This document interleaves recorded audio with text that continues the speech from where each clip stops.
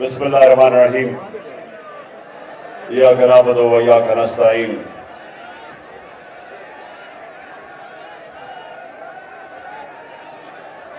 पिंडी के ओहदेदारों, आराम से बैठ जाओ। बड़ी जरूरी बात करनी है मैंने आपसे। आराम से बैठ जाओ।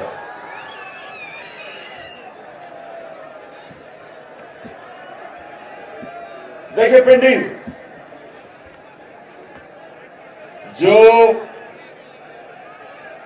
25 मई को, थोड़ी खामोशी, 25 मई को जो मैं जिस तरह का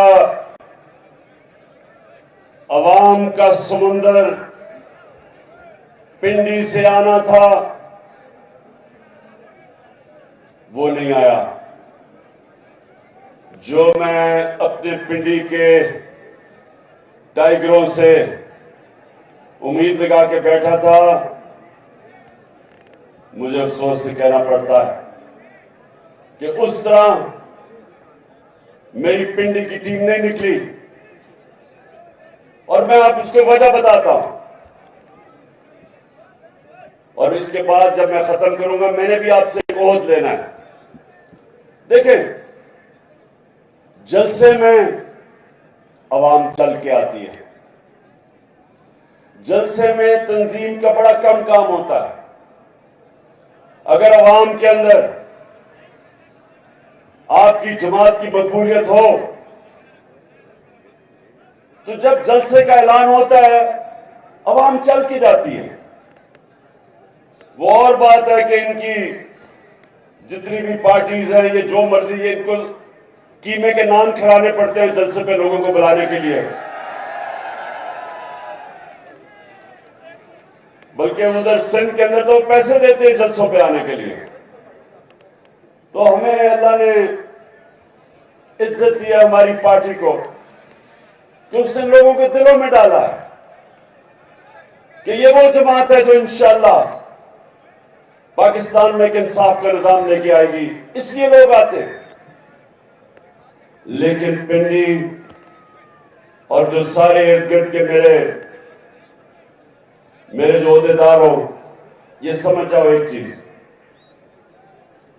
कि जब आप मुजाहरा करते हैं, जब प्रोटेस्ट करते हैं, तो उसके लिए तंजीमों को, लोगों को निकालना पड़ता है। उस पर लोग खुद नहीं आते। और इसीलिए मैंने अब जो मेरी प्लानिंग है मार्च की इस्लामाबाद, ये मैंने बड़ा इसकी एक एक पहलू सोच समझ के मैं प्लान किया है, हर चीज का। उनको तो मैं जानता हूं जो राना सनाउल्लाह और शहबाज शरीफ टाइप लोग हैं, इनको तो मैं बड़ी देर से 30-40 साल से जानता हूं।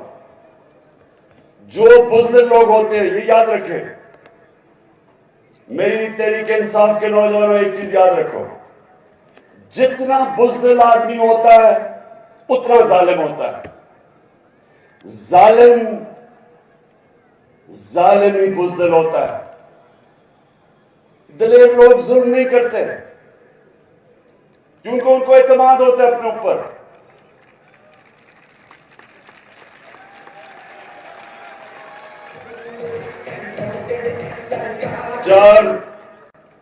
चार दफा इन्होंने मेरे खिलाफ लॉन्ग मार्चेस की। मेरे 3.5 साल में 4 दफा इन्होंने लॉन्ग मार्च की। एक दफा मरियम बीबी ने कोशिश की, वो रास्ते में कहीं खत्म हो गई जीटी रोड पे, क्योंकि वो इसलिए खत्म होगी क्योंकि कीमे के नाम ही खत्म हो गए। दूसरी मार्च काम पे डालने वाली बिलावल ने की, और वो डी चौक में भी पहुंच गया। कोई कंटेनर नहीं रखा उसको रोकने के लिए। किसी के ऊपर एफआईआर नहीं की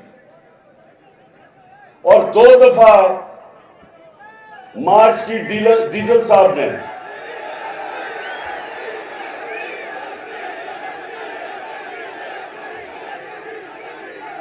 डीजल के परमिट पे पलने वाले ने 2 दफा मार्च की।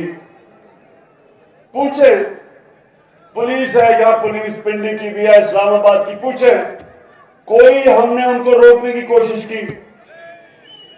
बल्कि मैंने तो डीजल साहब को कहा कि अगर खाने पीने की जरूरत है हम वो पहुंचा देंगे आपके पास।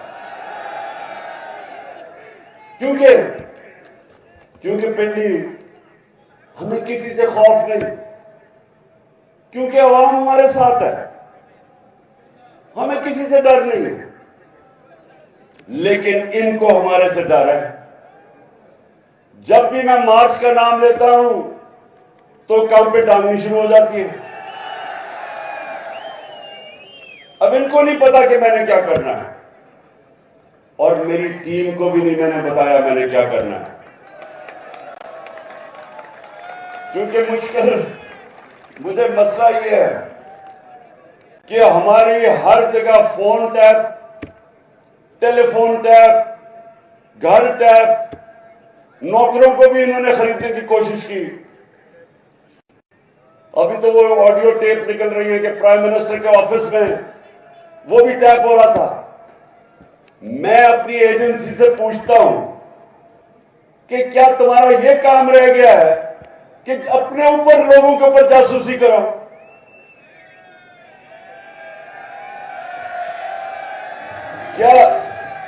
क्या आपका ये काम रह गया है कि जोड़ तोड़ करो कि किसको अब लेके आना और किसको गिराना है? क्या आपको कोई फिक्र मुल्क की है या नहीं है कि चोरों को ऊपर आके उठा दिया हमारे? कोई आपको फिक्र है कि जो पाकिस्तान का को तबाही की तरफ लेके जा रही है सारे डाकू मिलके? क्या ये काम रह गया कि जी टेलीफोन टैप करके पता चलाओ जरा इमरान खान क्या कह रहा है या आजम खान से क्या बात कर रहा है जब वो प्राइम मिनिस्टर था? घर के फोन टैप कर रहे हैं, लोगों को डरा धमका रहे हैं। कभी इनको पकड़ लेते हैं सोशल मीडिया को, लोगों की जी तुमने ये क्या कह दिया, लोगों को टेलीफोन कर करके धमकियां देते हैं। मीडिया के ऊपर पूरा क्रैकडाउन किया हुआ है। मैं वो ह्यूमन राइट्स वाले लोगों से पूछता हूं कि किधर छुप गए हो आप? नजर नहीं आ रहा कि पाकिस्तान में आजादी राय का गला ढूंढा जा रहा है? हमारे जमाने में तो शोर मच जाता था जी ओहो इमरान खान क्या कर रहा है। एक टीवी चैनल बताओ जो हमने बंद करने की कोशिश की, बताओ किसको हमने धमकी दी? यहां वो अरशद शरीफ मुल्क छोड़ के बाहर भागा हुआ है अपनी जान बचा के, उधर साबिर शाकिर वो मुल्क से बाहर बैठा हुआ है, और वो लोग जो मुहिब वतन समझे जाते हैं, बड़े बड़े अच्छे नाम, ओ इमरान रियाज को पकड़ के जेल में डाल दिया सिर्फ इसलिए कि जनाब आप इमरान खान की हिमायत कर रहे हैं। ये भी कभी हुआ पाकिस्तान में? और सिर्फ ये कोशिश कर रहे हैं कि किसी तरह हम इन चोरों को मान जाएं जो 30 साल से मुल्क को लूट रहे हैं। ये चाह रहे हैं कि हमें डरा धमका के किसी तरह इनको कबूल करवा लें।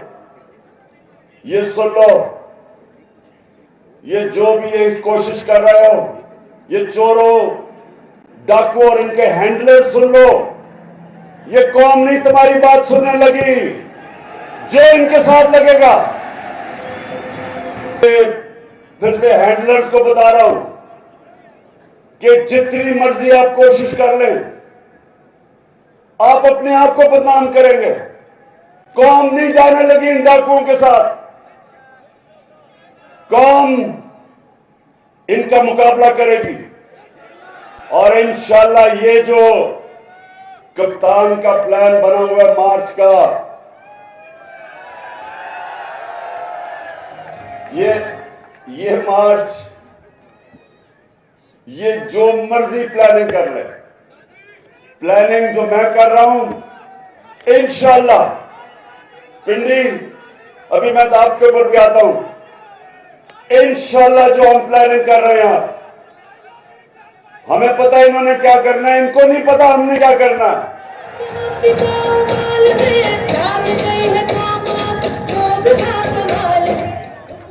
अब अच्छा पिंडी में अभी तो आपको जो आज मैंने आप सबको अहदेदारों को इकट्ठा किया है, मैंने भी आपकी ड्यूटीज लगानी है। उससे पहले आपने देखा होगा कि पहले जो इस मुल्क का बड़ा फ्रॉड, जब नैब ने उसको बुला के पूछा, मुल्क का फाइनेंस मिनिस्टर था, कि जनाब आपकी 2012 में 80 करोड़ पे पहुंच गए, तो आपके पास पैसा आया किधर से? जब ये सवाल पूछा, उसने प्राइम मिनिस्टर के जहाज में बैठ के तो मुल्क से बाहर भाग गया। अच्छा, ये कमाल चीज ये है पिंडी, जरा ये सुने में, कमाल चीज ये है कि दार यहां से भागता है तो वो लंदन, उसके बेटे वो लंदन, नवाज शरीफ भागता है वो लंदन, उसके बेटे वो लंदन, शहबाज शरीफ उसके दोनों बेटे लंदन, और अब मरियम ने बड़ी दुख भरी कहानी सुना के तो वो भी लंदन। मुझे जरा ये बताए पिंडी, मैं शायद मुझे इस चीज की समझ नहीं आ रही, क्या इनकी कोई बरतानिया की मलिका से कोई रिश्तेदारी तो नहीं? मैं तो समझा था ये ग्वाल मंडी में पैदा हुए हैं, लगता है कि ये लंदन में सारी फैमिली पैदा हुई है।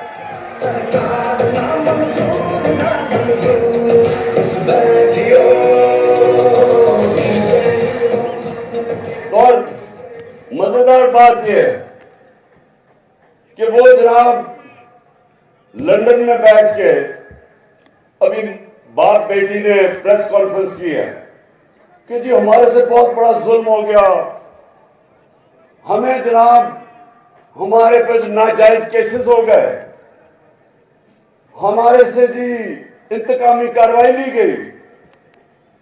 तो मैं इनसे सवाल पूछता हूं कि इसका मतलब आप समझते हैं कि हमारी अदलिया ने गलत फैसला किया था? और मैं दूसरा सवाल पूछता हूं कि वो कौन सी पावर थी? हम तो इक़्तिदार में भी नहीं थे तब, केसेस तो आपके हुए जब नून लीग पावर में थी। तो किसने आज से जुल्म किया है? क्या ये आप पाकिस्तान की अदलिया के ऊपर इशारा कर रहे हैं या पाकिस्तानी एस्टेब्लिशमेंट पे कर रहे हैं? हम तो पावर में नहीं थे, तो दोनों बाप बेटी बैठ के रोना धोना कर रहे हैं। एक सवाल का जवाब दे दें आप दोनों कि ये जो अरबों रुपए के 4 महलात हैं लंदन के अंदर, एक सवाल का ये कौम जवाब मांग रही है 6 साल से, को पैसा किधर से आया है खरीदने के लिए? मान तो गए हैं कि हमारे हैं, तो जब आपके 4 महंगे तरीन लंदन के इलाके में 4 महलात हैं, तो ये आज तक जवाब क्यों नहीं दे सके कि पैसा किधर से आया? मेरे पे उन्होंने केस किया कि इमरान खान का लंदन में फ्लैट था, मुझे अदालत लेके गए, 10 महीने अदालत में जो इन्होंने मेरे से सवाल पूछा मैंने बताया। मैं तो कोई मुल्क का पब्लिक ऑफिस होल्डर नहीं था, ना मैं एमएनए था, ना वजीर था, ना वजीर आजम। तो मेरे से जो सवाल पूछे, मैं तो क्रिकेट खेलता था, सबको पता था। जब मैंने वो फ्लैट खरीदा, मैं तो काउंटी क्रिकेट खेलता था बरतानिया में। उसके बावजूद एक एक जवाब दिया मैंने अदालत में कि किधर से मेरे पास पैसा आया, खरीदा कब, बेचा कब, पाकिस्तान पैसा बैंकों के जरिए लेके आया। अगर क्रिकेटर जवाब दे सकता था तो नवाज शरीफ तो मुल्क का 3 दफा प्राइम मिनिस्टर था, ये क्यों नहीं जवाब दे सकता?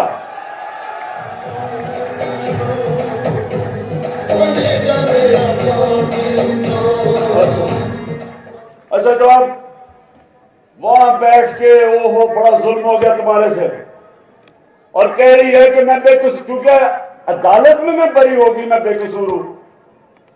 बीबी वो तो अभी जरदारी भी बरी होने वाला है। कानून तो आपने बनाए हैं, इसमें तो किसी ने पकड़ा ही नहीं जाना। इसका मतलब आसिफ जरदारी, जिसको 2 दफा इन्होंने जेल में डाला था नवाज शरीफ ने, तब तो बड़ा करप्ट आदमी था, तो अब वो बरी होगा तो वो बेकसूर हो जाएगा। इसका मतलब गलत जेल में डाला था। बरी होना पाकिस्तान में, सुन लो पिंडी, और इसलिए मैं आपको मार्च की तैयारी क्यों करवा रहा हूं।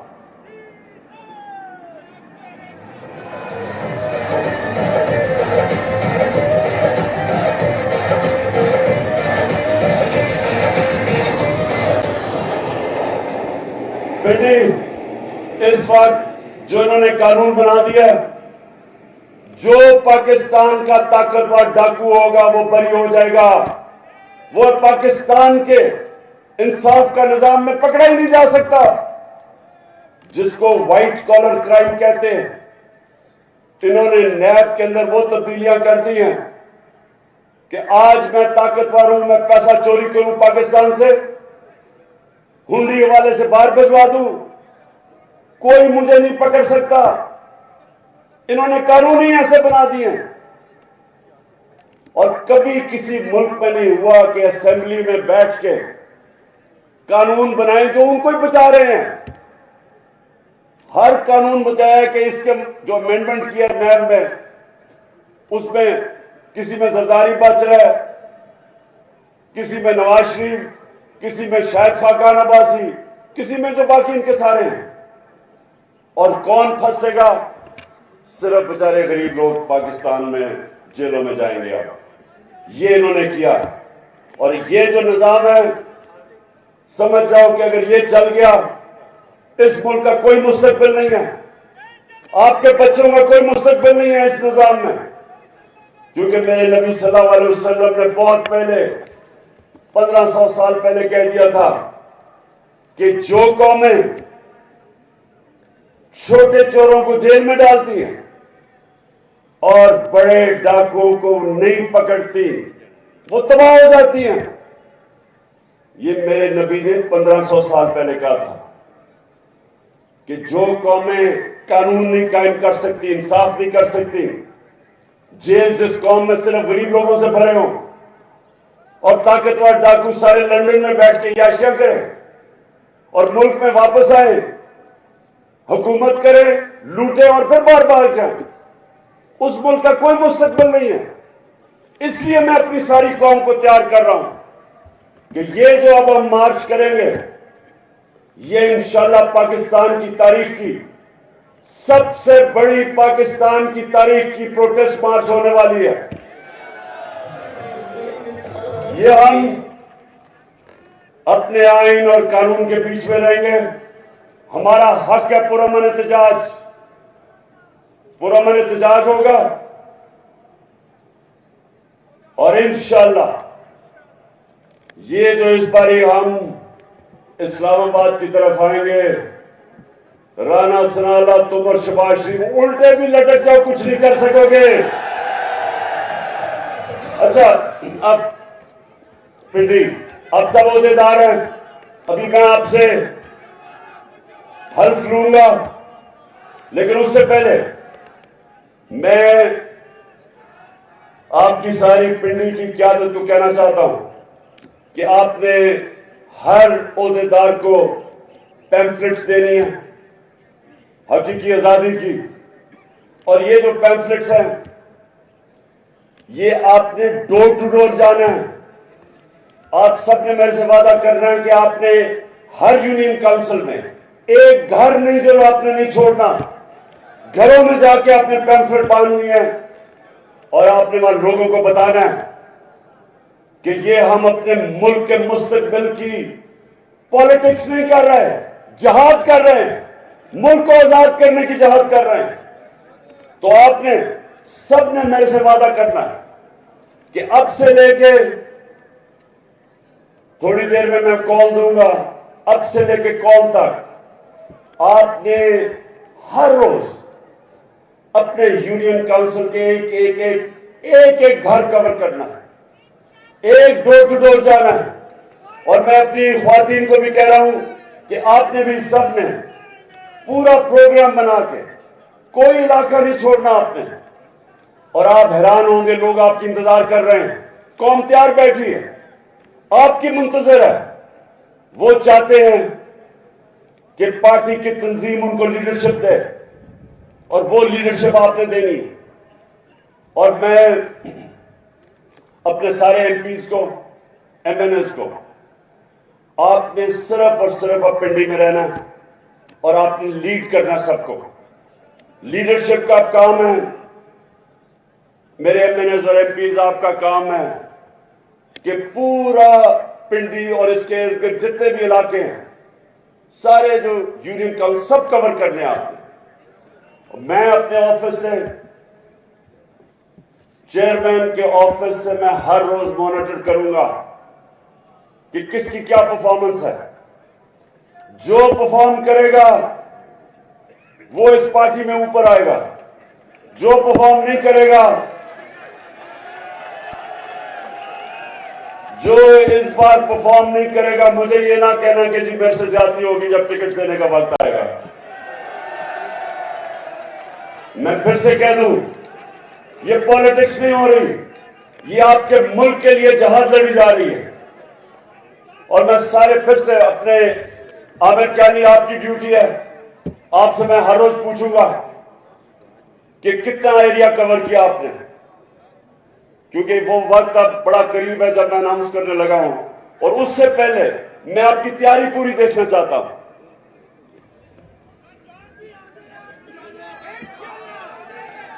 अभी तक मुझे इंशाल्लाह आपकी जानों की जरूरत नहीं पड़ेगी, आपकी मेहनत की जरूरत पड़ेगी। सबने मेहनत करनी है। और सिर्फ अब हम एक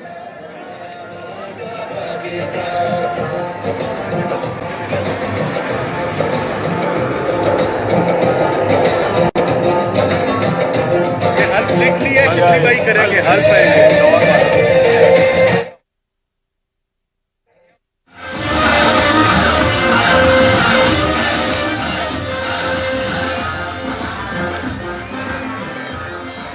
अच्छा जी, आप सारे खड़े हो जाएं, क्योंकि अब एक पहले आपने हल्फ लिया था तंजीम का, अब आप मेरे साथ हल्फ ले रहे हैं जो हम अब जहाद लड़ने जा रहे हैं।